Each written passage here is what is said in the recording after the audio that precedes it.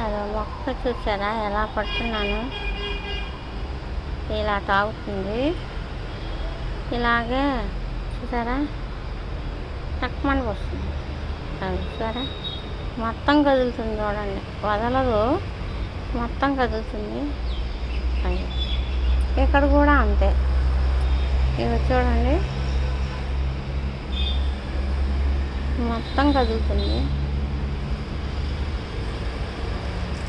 సరే వదలదు, వదిలేటప్పటికి ఎగు కనబడుతుందా. అది అసలు కొంచెం దగ్గరకు పెట్టే చాలు టక్ మనం వంగి మరి తాగుతుంది. సరే అలాగే బెల్లం వృక్షం దగ్గర కూడా అంతే. ఇది మా బెల్లం వృక్షము, ఇది మా బెల్లం వృక్షము, దానికి కూడా అంతే. చూడండి ఎదుగు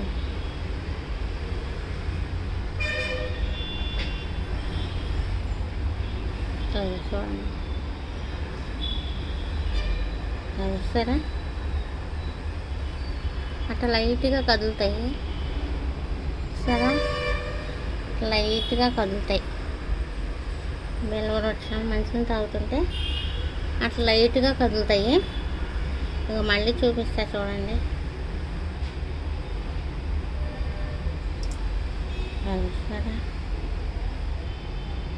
అది అసలు వంగిపోతుంది అలా తాగితే. అందుకని మీరు కూడా వృక్షాలకి కొంచెం నీళ్లు పోస్తూ ఉండండి. సాధ్యమైనంత వరకు వృక్షాలకు కూడా జీవం ఉంటుంది. మన ప్రాణంలాగానే వాటికి కూడా దాహం వస్తుంటుంది. ఆహారం మట్టి నుంచి అవే తీసుకుంటాయి.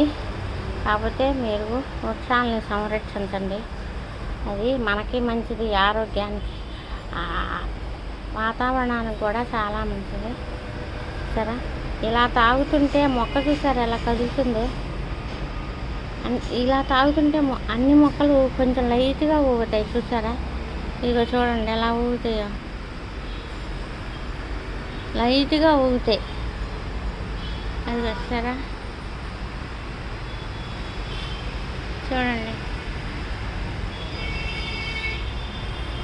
లైట్గా ఊగుతాయి, కనపడకుండా ఊగుతాయి.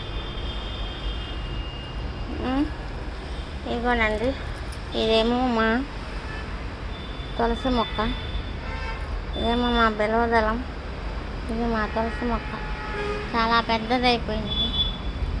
ఇదేమో మా గోరింటాకు మొక్క, చూసారా గోరింటాకు మొక్క ఎంత పెద్దదైపోయిందో.